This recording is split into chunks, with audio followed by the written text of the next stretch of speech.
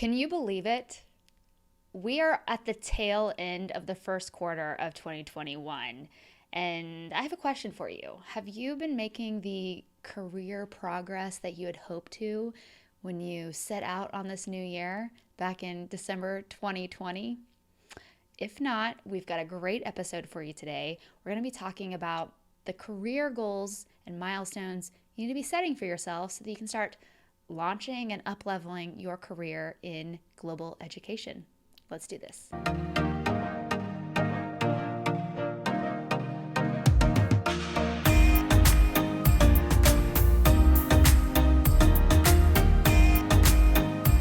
Welcome back to the Inside Study Abroad podcast, episode number 38.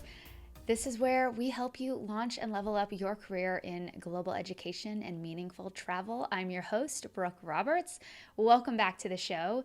As I said in the intro, today we're talking about career goals and why you need to be setting some. What are the recommended goals we have for you as you're embarking on the rest of 2021? And we also give you some strategies and tactics on how to make those goals an actual reality in your life. Now, before we get started into this episode, I want to let you know that we have a resource for you. It's called the Global Pro Career Roadmap. Now, this roadmap is going to help you identify the key areas that you need to be focused on if you want a job in international education and meaningful travel. It's going to break it all down to the different strategies and areas you need to be focusing on as you embark on this journey. And we don't want to leave you sort of high and dry. We want you to know, like, here are the things you need to be working on. Here are some resources you need to consult to make all of those things happen. So make sure you go to insidestudyabroad.com/roadmap to get your hands on that. Now, Sam Cooper and I recorded this episode live back in January, but I wanted to make sure that it was available to you here on YouTube or our podcast. And so if you're listening or watching now, this is a replay of an event we hosted back in January. It's still very relevant. And I think for a lot of us, we're like, whoa, what happened? Where did Q1 go? Where did quarter one go? How are we almost to April? It's crazy. So yeah, let's get into it. And I hope you enjoy this episode. Leave us a review or a comment down below and let us know what your biggest takeaways were. All right, see you on the other side. Hello, everyone. Welcome back to the Inside Study Abroad podcast and our latest installment of Inside Chat. Today, we're talking about 5 career goals you need in order to launch or level up your career in 2021 in international ed. I'm here with my esteemed colleague, Sam Cooper. What's up, girl? Hello, everyone. Happy 2021. Yeah, so Whatever it's that means. been glad it's a new year. Also, it's still a little bit of a rough year. We're not going to get into all that, but if you know, you know. I think the whole world knows. But yeah, we wanted to talk about something, hopefully to take people's mind off of current events, maybe, and think about things you can control, like your own actions and behavior. And if you have big aspirations and dreams about what you want your career to look like, especially in international education, then hopefully today's conversation is going to be helpful to you and give you some ideas on how you can sort of launch into 2021 with a clear set of actions that you should or could be taking to help you actually move the needle in your career. Because it's not always just about apply for more jobs, right? There's other elements of building a career that have nothing to do with the job you have or the job you're trying to get. To get things started, before we sort of launch into our 5 recommendations for the types of goals or the goal examples that you all should be creating or using for yourself this year, I wanted to talk about sort of types of goals that you can think about, because it's not always just about like, I want to make $1 million or I want to get a new job, right? Those are great goals if that's your goal, but you can set different types of goals that are just as powerful, just as meaningful, and probably just as impactful for your career. So there are numerical goals, system goals, and progress goals. So numerical goals, I think 80% of the time, those are really helpful, just to sort of say, hey, I'm going to hit a number, and you know very clearly, like, did it happen or did it not? And I think like 80% of the time, that's a really helpful goal. Systems goals, or I would also call them like habit goals or action goals, is a great type of goal to use if you're not even sure like what the goal should be. So for instance, if you're like, well, I want to, get a raise, but you're like, well, I'm not sure what that raise should be, or something like that. Then you could set more of a systems goal where you're like, okay, I want to make sure that I'm doing X number of, or not number, but like I want to be doing um uh status reports every week for my boss so that they're very aware of like the progress I'm making and the impact I'm making on the company or our division or whatever. So that'd be more of like a habit goal. And then by the end, by a certain period of time, you could then say, hey, look at all this great things I've did. I deserve a raise. So if you're not really sure what that goal should be, I think habit goals, action goals are great. It's also too with like ongoing things where you're like, okay, we need to be pretty, I'm giving lots of examples already, but we need to be reaching out to students and sharing information to them, getting into a habit of like posting a blog or sending out a newsletter every single week or every month or something like that. And then there's progress goals. You're like, again, I'm not really sure, but I just know I want the graph to go up and to the right or whatever that is, or down if it's more of like you're trying to get more efficient or something like that. So progress goals, system goals, numerical goals, I think those are all really great types of goals you can set. You don't always have to be married to a number based goal. Any other ideas on that, Sam? No, I think also if it's not helpful when you're goal setting to if to put them in certain buckets, sometimes it's helpful just to think about do just a major brainstorm about what are all the things that you're thinking about. And we'll probably get into this, but it's always good, I think, to have a brainstorm with somebody else that can ask questions and help you kind of figure out the types of goals that are most important to you, and making them work for you in the best way. So for example, Brooke going through the different types of goals, if that doesn't work for you yet, don't worry, we'll give you examples. But it could be that you just have to start with things that are bothering you or things that you wish were different or things like that. Yeah, I agree. And that gets down to like making sure that you're setting the right goals for yourself. Right. And, putting them through kind of a filter. I mean, I'm sure we've all heard of SMART goals before, but, I've drilled it down to like making sure the goal is clear to you, that it's challenging, it's actual push goal. So if you've already been like, I want to do, I don't know, monthly informational interviews with people, and you already have been doing that for your whole career, that's not a very challenging goal for you. So what would be like sort of a push just beyond that to make it actually challenging for yourself? Obviously it needs to be attainable. So you don't want to push so far ahead where you're like, well, I'm never going to reach that goal because it's just too far ahead of where you currently are. And then also making it desirable or inspiring. Like if you set a goal for yourself and you're just like, ugh, it's a slog and you don't want to do it, then I would say, honey, you need to X out that goal and start over, because no, we're not here to be miserable just trying to like crank out our careers. Like we want to make it fun and enjoyable and something we really like. So I think that goes back to like that brainstorming session. These are kind of filters you can put those ideas through to make sure that you're trying to work towards something that you actually want, instead of getting on that treadmill working towards something that you're like, I actually don't even want that. Why am I doing this?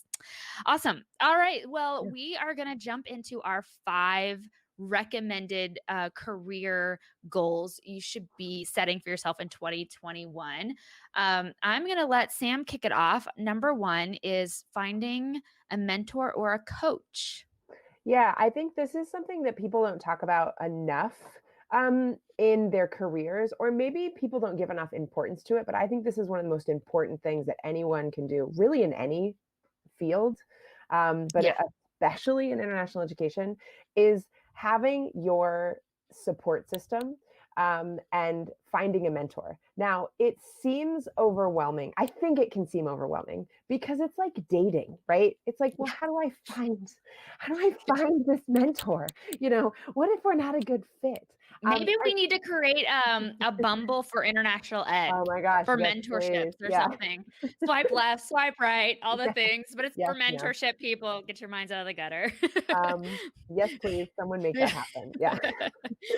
And I think, so it can be overwhelming, but like Brooke was saying, with any goals, you can break these things down and and do it in a way that keeps you inspired.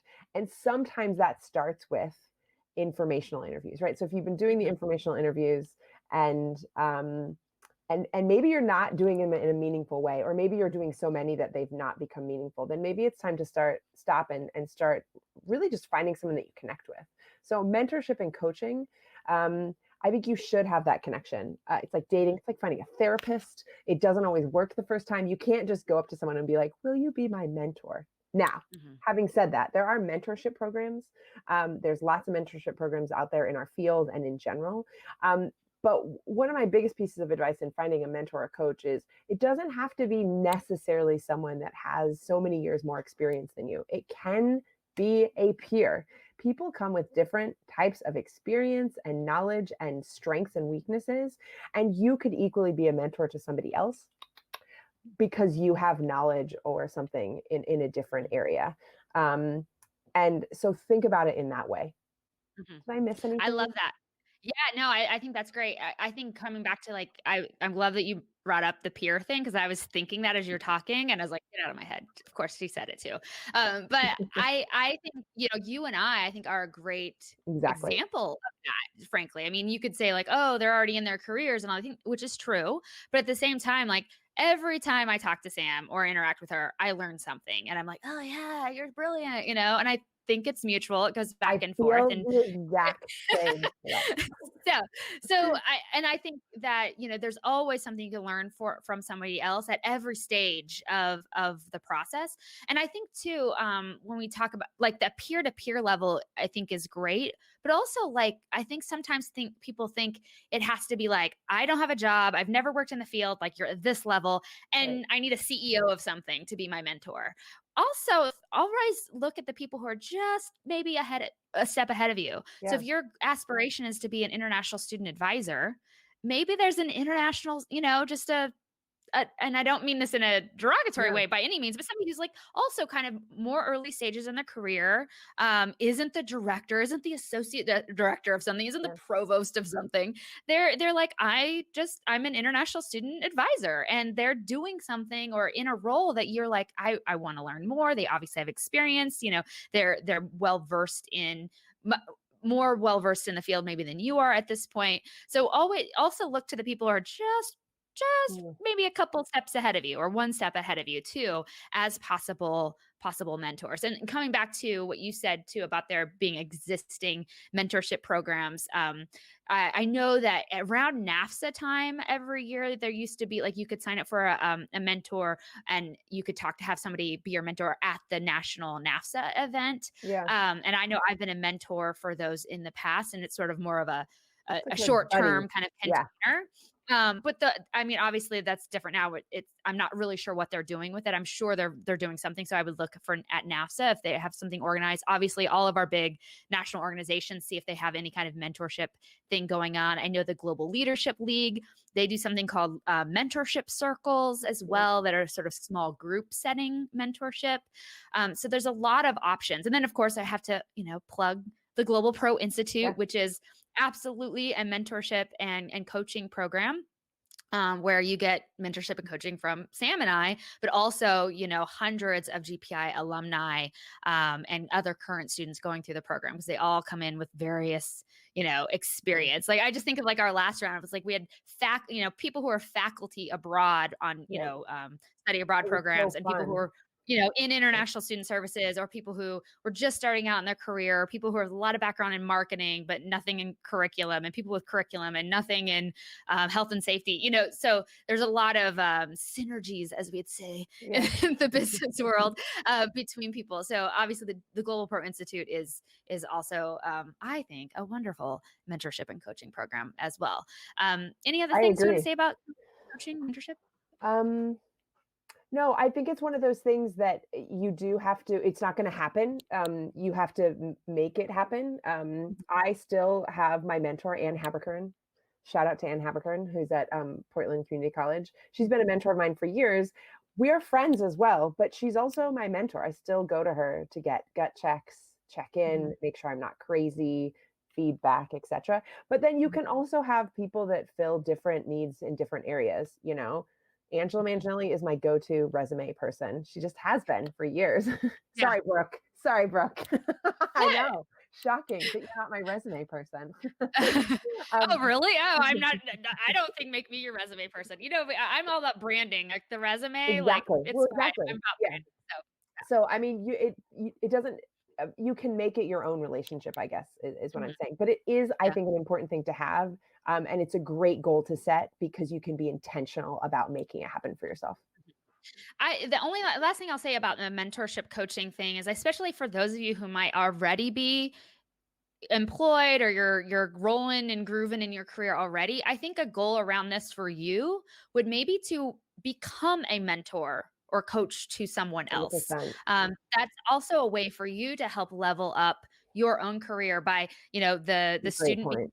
teacher kind of thing. So I think it's one, a nice way to give back to somebody, and help them, maybe not make any of the mistakes that you made in your coming up experience in the field, but also knowing too that like it's needed in our space. We need people out there being like, let me help you, take my arm through the spot. And I think that'll also help you um, kind of keep one foot on the ground in terms of understanding the lay of the career landscape in the field. If you're already well established and you just feel like, oh, my job's safe, although we should all probably not be thinking that these days. But you can use this time to sort of help and mentor other people, and then also making sure you're staying current and aware of like what are the big challenges when it comes to finding or finding a job or growing your career in our field. So, and if those of you who are watching, if you have thoughts, please share in the chat. And of course, if you have questions or anything, we'll answer any questions at the end as well. So add those to the chat or the ask a question area in the interface here. All right, number 2. So uh so I it's funny. Sorry, I'm going off topic already, but I just something came to mind. It's like, oh, you know what we don't mention here, but we'll come to that later. We can Is add it. We can have as many Yeah, as we yeah. want. Oh no, I don't think we should, but I think it's interesting that it's omitted. But number 2, we talked about making sure that you are getting practical experience. And to sort of elaborate on that, I call it strategic experience. So Mm, right now, whether you're employed or not, there are plenty of position descriptions out there on the interwebs that you could Google and find right now for the type of job that you wish you had. So whether you're employed or not, there's a job that you're like, I would really love to be an assistant director of something, or I would really love to be the marketing coordinator of something, or et cetera, et cetera. Right now, I think your goal here should be making sure that you're very familiar with what are the responsibilities and skills, and knowledge that is required for those types of roles, and then setting your goal around making sure that you're getting related experience to those types of skills and knowledge. So if you really want to work in marketing but you've never really done that yet, and people talk about like, oh, you need to understand like digital strategy using social media. Well, what do you need to be doing to make sure you're getting experience in digital strategy and social media? Do you volunteer to do that somewhere? Do you take on that responsibility if you're already in an organization? Do you take on a project internally that you could support the existing marketing team? Can you sort of raise your hand saying, I will help? Very rarely are people going to be like, oh, no, I don't want your help. so true. So making sure that you're figuring out what is the type of role that I want, what are the skills and knowledge that is necessary for me to get that job, and then your goal is to say, okay, I want to make sure I have 2 to 3 projects on my resume that relate to that type of role. Sam, what's on that? Yeah, well, I mean, this is one of my big things is how do you get that practical experience? And what I think is important about, sorry, I'm having a lot of thoughts. Yeah. One is, I think I'll get there. One is in goal setting. I think it's important. It can be overwhelming when you're looking at, oh, I want to have this job, but I'm not there yet. And I find, maybe I'll talk about what I do. In my brain, I can get quickly overwhelmed and feel like I don't have time for this. It seems like a lot of work. But Mhm. my recommendation when you're looking at goal setting and then looking at this idea of how to get strategic experience is to actually take a deep breath and have fun in the exploration. So, what that means is literally what Brooke just said: go out and look at those jobs and think, pay attention, do your internet's research, and get excited about some stuff you see on a job, and then notice the stuff that you're not excited about, and lean into both of those things. One, it's important just to be reflective of your own I guess responses to those and what that means for your Mhm. career, but especially the stuff that's exciting to you that you like about those aspirational job sort of experiences. Then explore that and have fun with it. And I think that's what's important about setting smart goals, or being systematic about it, is that fine, you find you have a, maybe this idea this year for you of finding strategic experience is also just pinpointing, well, where do I want to be? And then Mhm. start breaking down, how you want to get there. I Mhm. do think what is tricky about our field, like many fields, is oftentimes you need to have experience to get the experience. So you're caught in this catch 22. And so a lot of stuff that we talk about as part of GPI, especially with our internship cohort that we have, is um, how can you pitch yourself for certain types of work, and how can you offer up, sort of volunteer yourself for different projects, like Brooke said, if you're in a job, or if you're job hunting, how can you do things that will give you that experience, in order to get to that job interview or to get past that point. And that could be anything from, again, leaning into the stuff on the internet that you get really excited about, writing a write up on LinkedIn, writing something on Medium, um, uh, doing something that you can add to your portfolio, in a voluntary way. I didn't Mhm. say it that well, but did that make sense? Yeah, yeah. So inside GPI, we call this your body of work, and we have a sort of a grid system that we walk you through.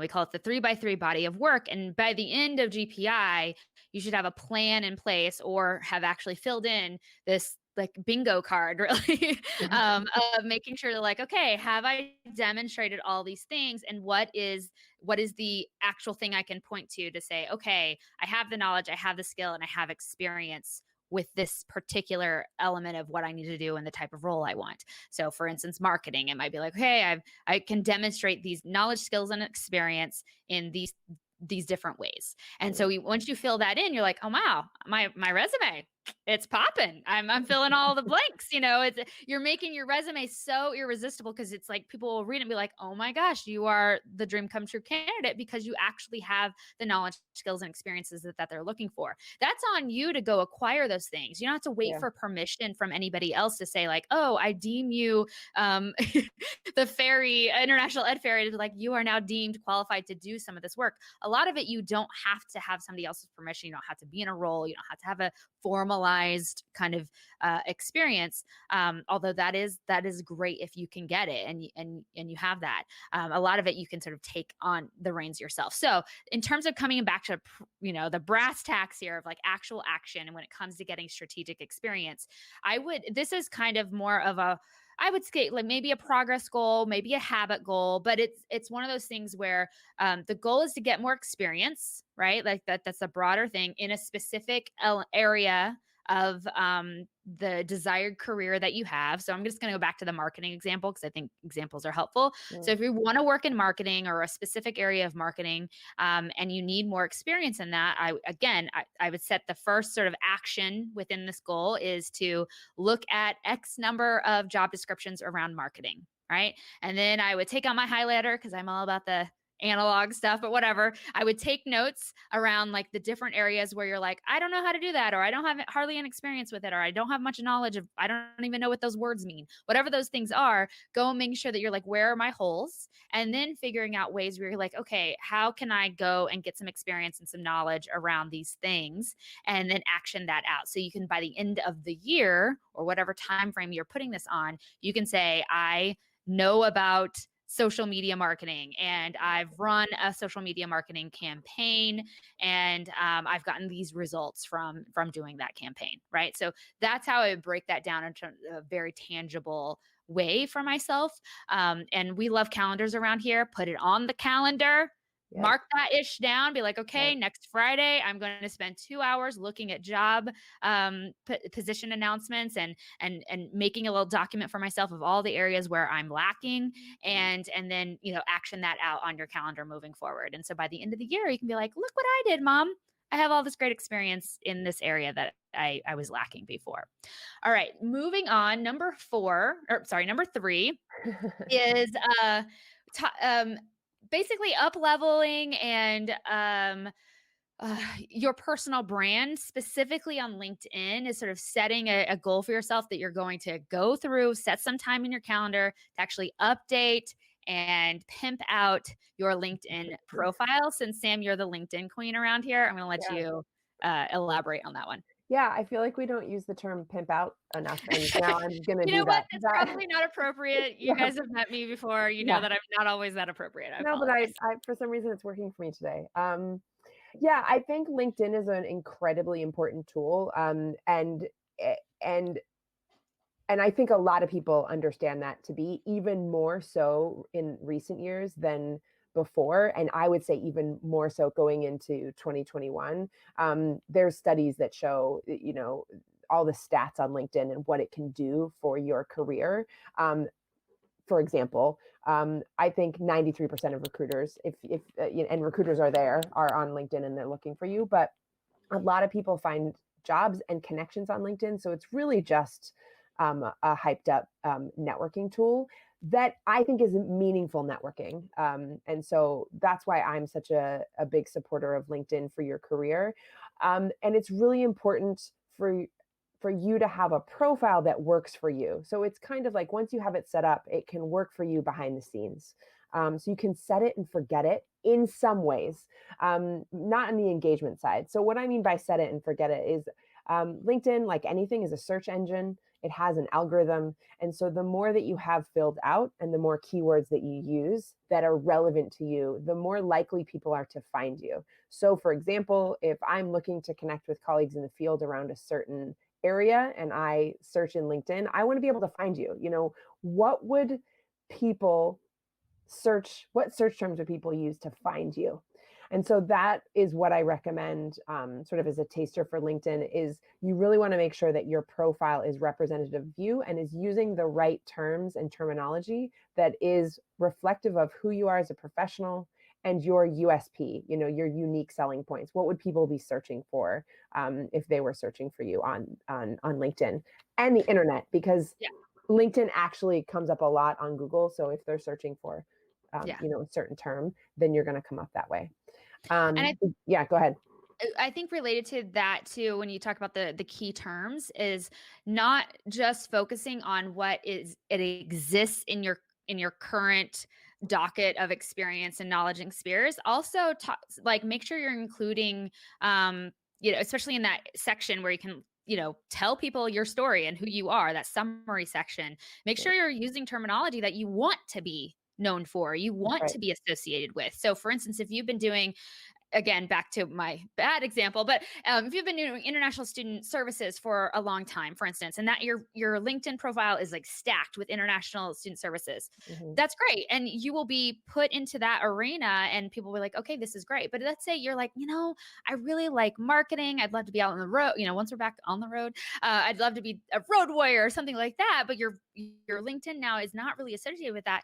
I would make sure that I'm still talking about, my aspirations is to be doing marketing and reaching more students and recruitment and getting more students participating in meaningful international experiences, right? And so it's not just about what you have, it's also where you want to be. and Yep. and obviously you're not going to be like, I'm a marketing guru if you don't have the experience yet to back it up, but you can also talk about this is where you want your career to go, this is what you're interested in, etc. I think there's a nice play there you can do to make sure that you're pushing your brand in the direction you want it to go.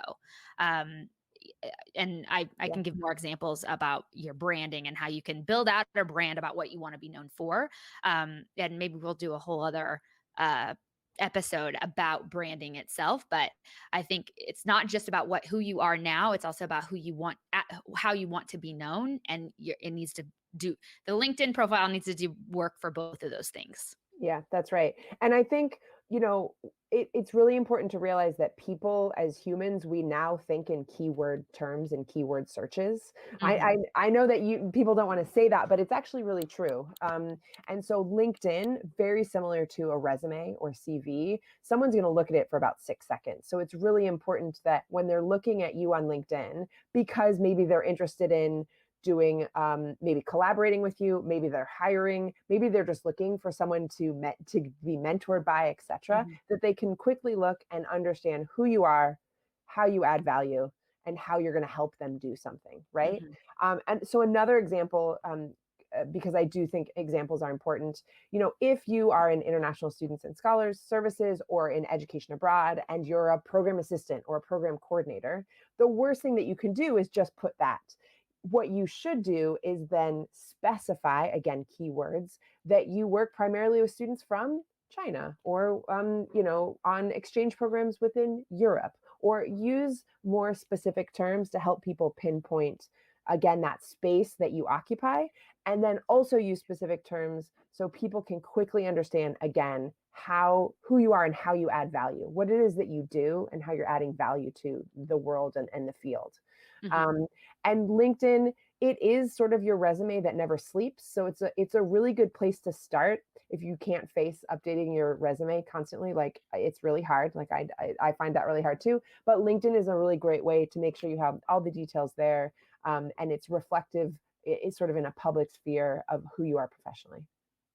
I know that I am guilty of just not paying attention to my LinkedIn, and I think as you further you go in your career, you can Yes, sometimes let those things slide. But I of think if course. the last year has taught all of us anything, is that nothing is certain, nothing is guaranteed, and we all need to be prepared and agile enough to shift with how the world is shifting around us. And Right. so if you need to be prepared because you were furloughed or laid off by an unexpected, global crisis, you need to be prepared and not frazzled because you're like, "Oh my gosh, I haven't applied for a job in 10 years and I have, never looked at my LinkedIn." Now, is a great time to sort of think like, "Okay, I want to future proof myself here and That's make sure it. that I'm prepared and agile enough to to respond as times change around me."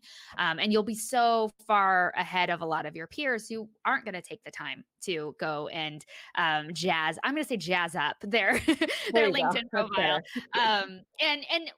The other thing I'll say when it comes to like jazzing it up, right? You can go through the standardized like the names and details of what you've done in that role and using the long tail. In the search engine optimization world, just a little fun tip for y'all. We call these long tail key terms. And Hmm. so, a key term like in education abroad would be, if you're going to Google, be like study abroad or maybe even study abroad in Spain.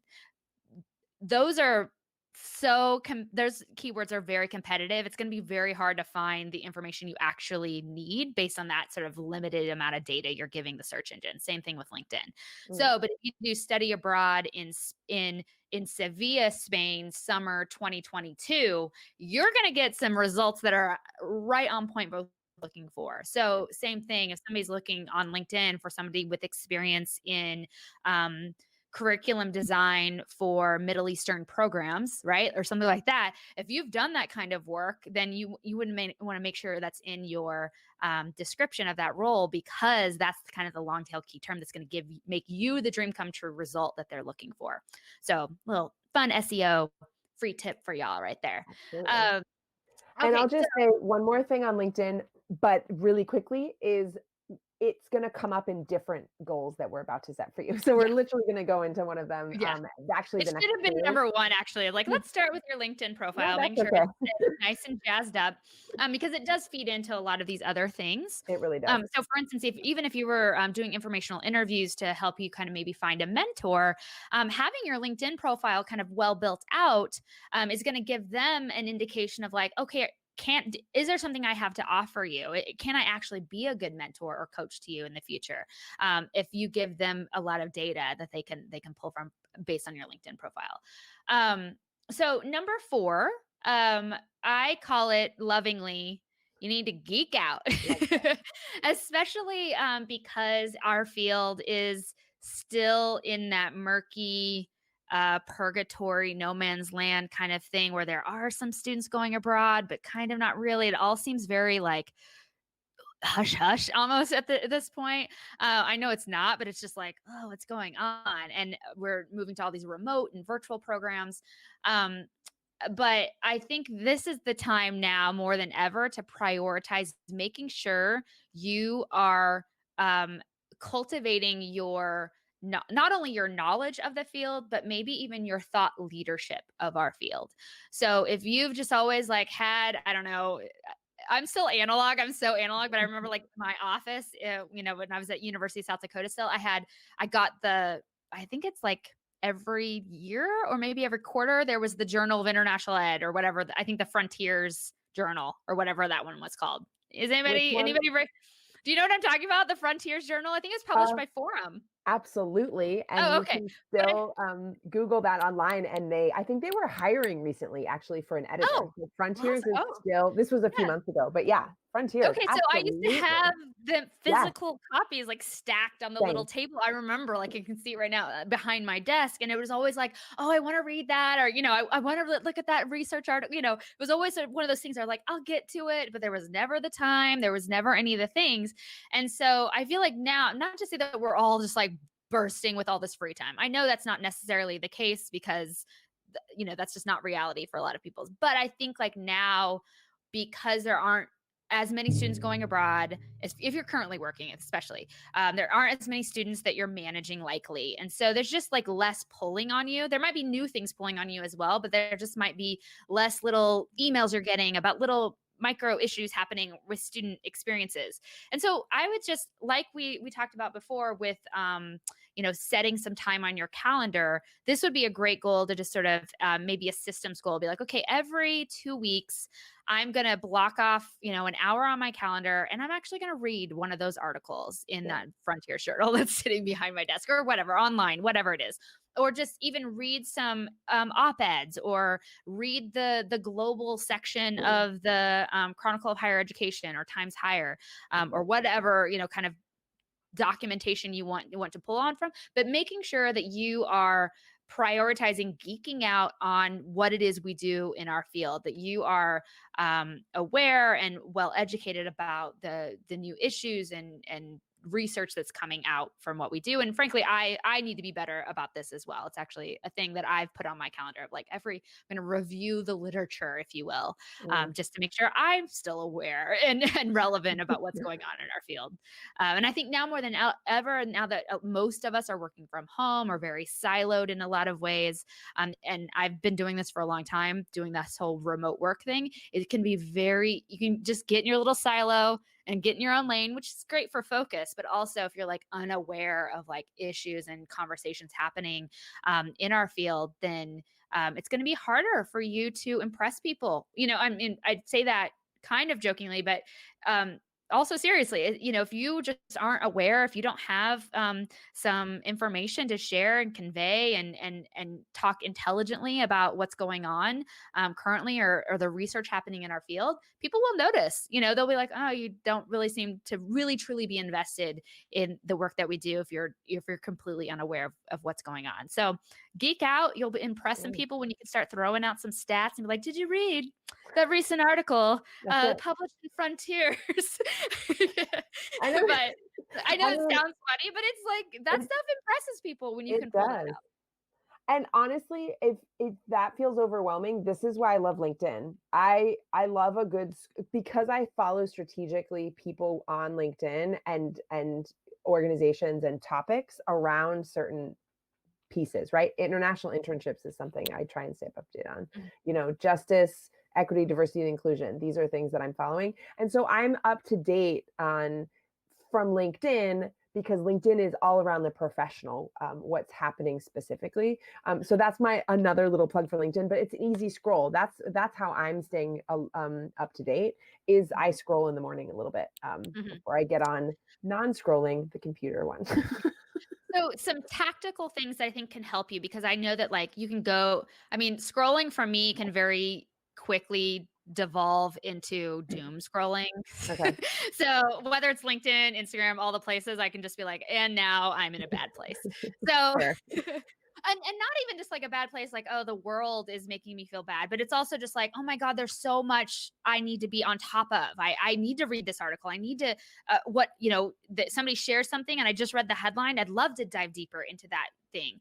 A couple of tools that I've used, over the past several years that are really helpful, or systems I've used, is one. So if you find something online, whether it's a LinkedIn post or Facebook post, an article, whatever, there's a great tool and there's a Chrome extension for it. If you use the Chrome browser, it might also be on Safari.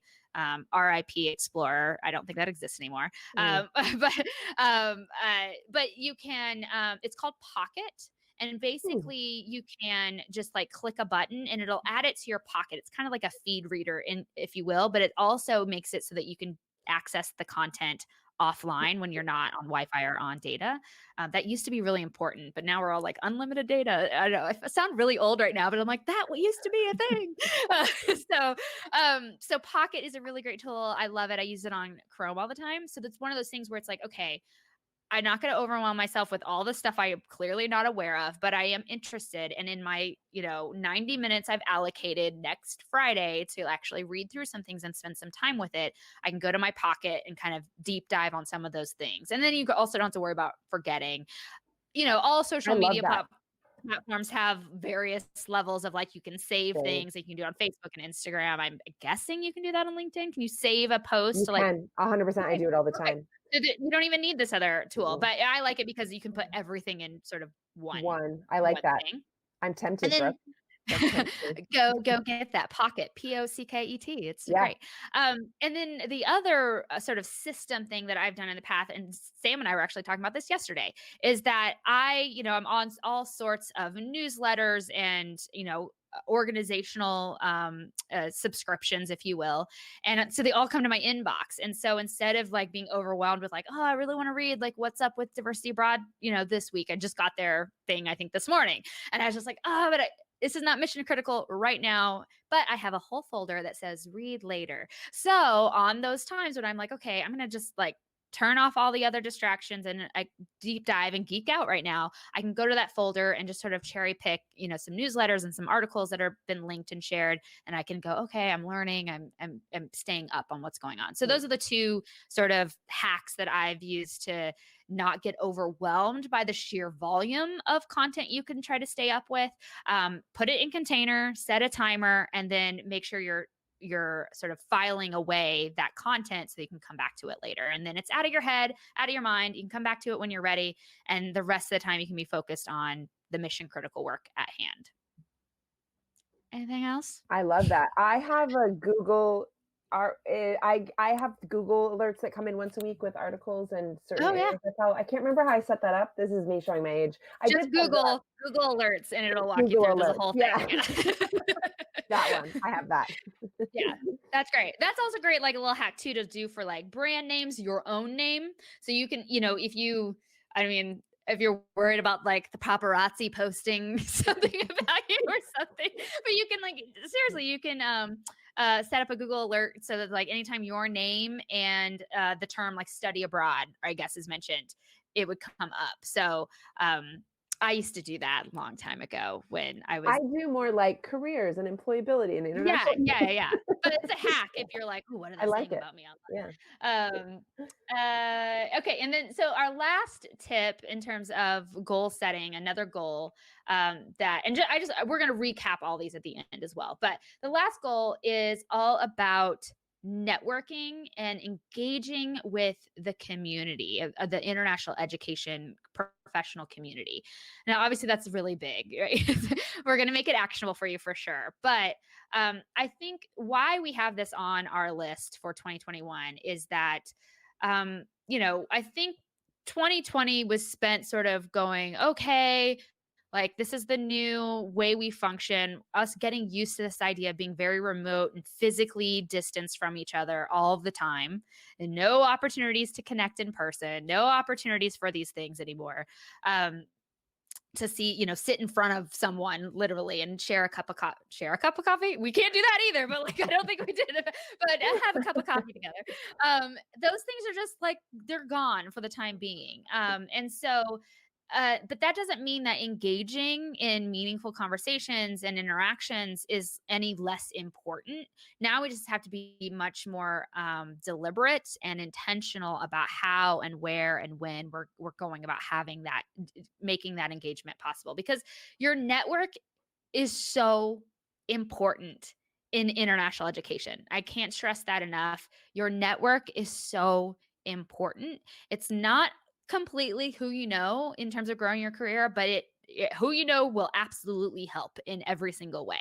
And so you don't want to miss out on opportunities to get to know more people and actually engage in meaningful, interactions and debate and conversation with the people in our field. So that's why this is on there for us. And I think we all have to get used to this sort of new normal of engagement and making it part of our professional experience, probably forever, moving forward. Even once the in-person stuff does return, I think this online engagement is going to be even more vital, because I think now our field is actually aware about how much we can accomplish digitally, we can accomplish on a remote basis.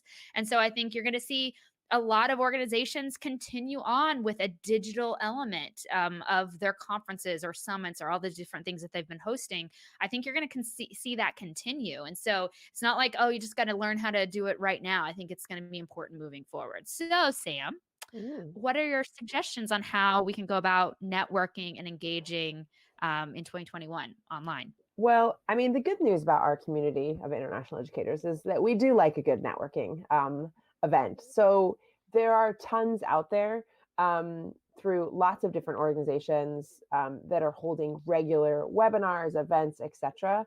And what I have found going to events specifically in the last year is that people are more sort of friendly and engaging on those events, in the chat, saying hello, connecting, sharing ideas, which I think is really wonderful. So I find that it's even more engaged. I have found there's more communities cropping up. Cropping is the word. For example, there's a All Things International Ed Slack community. I just discovered was tagged in a Discord. Discord, is that okay, I do know the answer to this, but Discord is a very similar software to Slack that allows people to have chats and channels and things like that, and I think is used highly in education, and I think a lot with international students. So if anyone knows, feel free to share in the chat. But there's another international ed related Discord group that I was just invited to. I think they call it a server, that started because they wanted to share what podcasts were going on. And I have found some really nice friends in the last year in our community that I've never met before, and I haven't yet met in person, just from engaging on the internets. Of course, I'm going to say LinkedIn, but one of my favorite ways of engaging with other people is literally reading what they post on LinkedIn and making a comment and sharing that out. And just starting the conversation or amplifying their voice or sharing my own sort of thoughts on what a post was. And that could be in any of I think the platforms I just mentioned. It doesn't have to just be on LinkedIn. It can be in any of the communities. I was also, last thing I'll say, invited to a Gather community. Gather. That's, oh I know. All of them are cropping up now. All the tech funding is going into all these new collaboration apps. It is so true. And so Gather has been really interesting, just connecting with different people. So I think what I've learned, our community has always been a networking community, even though I think people used to not say networking that much before. I do think that's changed, don't you, Brooke? I feel like when we first got in the field, it was like, oh, you can't say networking, but now people say it. Well, you could say networking. I mean, NAFSA, like the first night of NAFSA is you go to your knowledge community networking reception. Exactly. It was always called that. I think I kind of disagree with you a little bit. I kind of see it a different way. I think we are a very connected field, like in terms of we all want to know a lot of people, and it's great to like learn about new people. I think but it can also be very like cliquish and bubblish at the same time. And I don't know that we're unique in that way, but I mean, I wrote a very like controversial blog post several years ago talking about, my first NAFSA was horrible is the name of that article if you want to go read it on Inside Study Abroad. But I just talked about how, like, I didn't find it to be this like kumbaya land where everybody's like bringing me in and ushering me in and want to, help me in my career. I didn't have that experience early on. I also know that too, I wasn't doing a lot of the things that we're talking about. Right. I wasn't trying to make meaningful connections. I probably was like thinking that going to a regional NAFSA was just going to like solve all my, career problem or career, it was going to grant all my career wishes. Right. It was what I should say. And so I had to manage my own expectations with this. Right. And so, spoiler alert, it wasn't NAFSA's fault. It was bad. It was my expectations about what it was. And I didn't know how to network. I didn't know how to leverage that experience for my career in a meaningful way.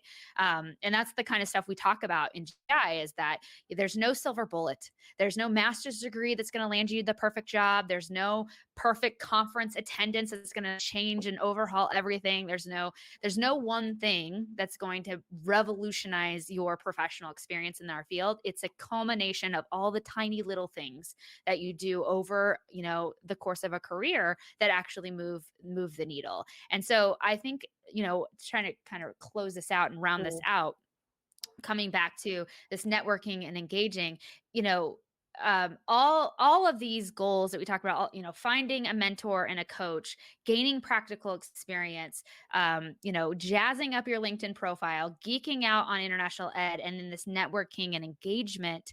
And I think for me, I want to really emphasize that engagement piece. Same. Is that these are all little micro moves that you're making in your career, and not one of them is going to be like poof, and I got my dream job and I make $1 million a year, and whatever, like whatever kind of fairy wishes you could have around this.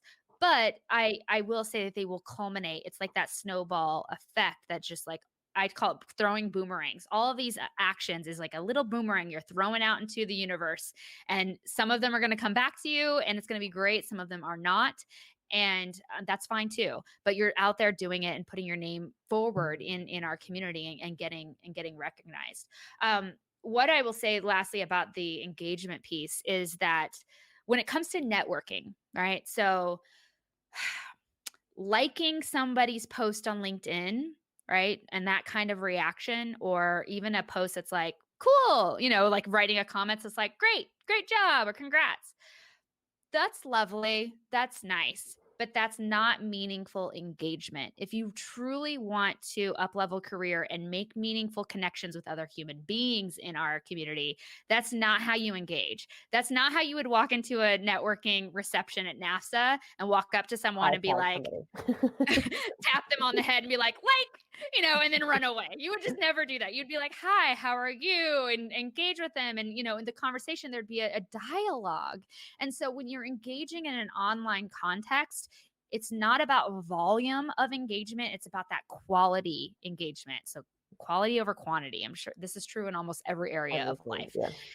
And so I would rather you write 3 thoughtful comments on various LinkedIn posts, each week, than going through and just like carpet liking everybody's posts and being like, I'm engaged, because that's just not, it's very, that's like a numerical goal that's not really going to move the needle for you. I'd rather you have a numerical goal that's like 3 thoughtful comments and discussions in this Slack channel for the international ed, all things international ed, or this, Discord group. If we all go Google it and find it, we'll find links and put everything in the show notes.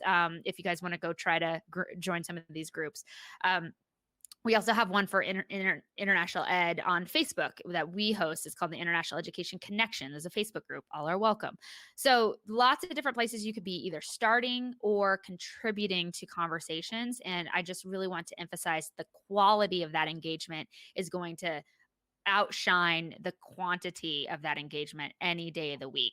It's more likely if you write something thoughtful, a few sentences, it's like, hey, or even a follow-up question, that's more likely the person that you're engaging with is going to be like, hey, want to jump on a Zoom call, or hey, like start a private chat with you, and you guys engage even deeper. That's where the magic really starts to happen. So make sure that you're focused on the quality of all of these goals versus the quantity. Sam? Yeah, I honestly I can't agree more. And I think, my love of LinkedIn can sometimes overshadow, but it sort of all my other thoughts. But I think quantity in everything you do, quality in everything you do is really important. Mhm. And one of my big things with these goals, when you're hearing other people, set goals or we're suggesting these goals, these should be personal to you.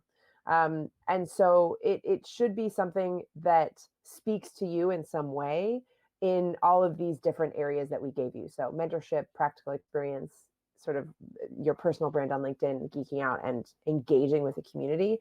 Find how that's meaningful for you, or else it's really not going to be a goal that you're going to want to stick with.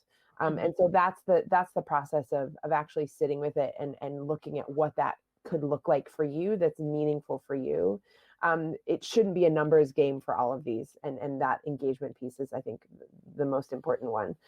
It can be maybe in other ways of carving out time each week to make sure that you're staying up to date. But you don't want to geek out for the sake of it, just to read things. Why? Where do you want to be? How is it helping you? Right? Yeah. Did you learn something new that you didn't know before that is actually helping you and your career? Mhm. Yeah, I love that. So once again, just to recap, we have one, get a mentor and coach, two, gain practical experience. And we outlined exactly how we would break that down. Make sure that you go jazz up and update your LinkedIn profile. Make sure it's on brand for both what you've accomplished and also what you hope to achieve and accomplish in your career. You need to geek out a little bit, make sure you're staying up to date and knowledgeable about what's going on in our field. And then finally, make sure that you're networking and meaningfully engaging with the community and the various digital platforms that are available to us now. Get in there and go say hello and start some great conversations.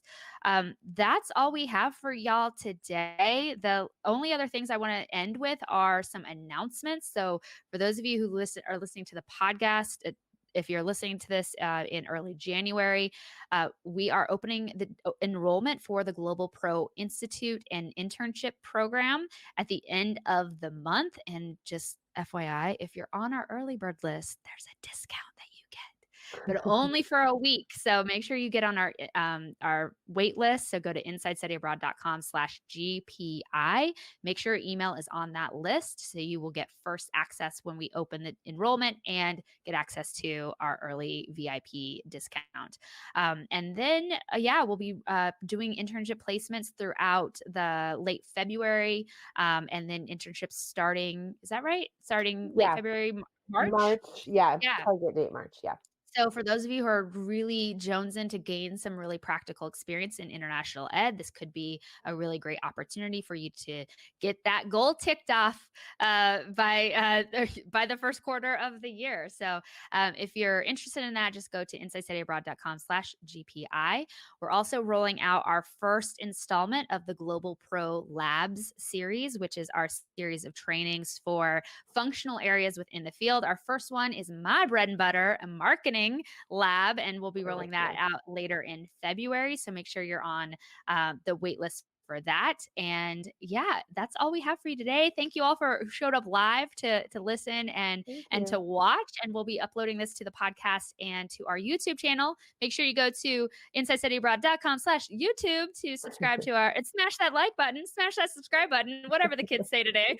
And we'll be posting all of this content there, plus even more content that's not hosted in sort of this format. We'll be launching some new content on video format there as well. And my final announcement is for letting you all know to be watching your various social media feeds and your email, because we are going to be hiring some interns and recruiting some interns for Inside Study Abroad. We're actually offering it up to our GPI alumni first, and then we'll open it up to people throughout the field. So watch your space for this. Any other thoughts, Sam? Anything you want to say? Closing remarks? No, thanks for coming. Two pieces of advice for goals: find an accountability partner, go and talk to someone about your goals, and don't be afraid to revise them. It's okay. It's okay Oh to my gosh. monitor and revise as you go. Mhm. I always Yeah. get stuck on that. I feel like, oh, I've Yeah. immediately failed. And actually, I could just revise my goal. Yeah. And if you guys are, curious humans and want to creep me a little bit, I just posted on my personal YouTube channel all about my 2021 goals, which include personal and business goals for 2021. So if you want to go creep what I'm up to for 2021, I'd love to see your thoughts on that later. So until next time, we'll be back. We'll be announcing it on our newsletter the next time we're going to be hosting one of these. So make sure you watch that space. Until next time, remember that every day you postpone a dream, you weaken it a little. So get out there and make some magic happen. Bye. Bye, everyone.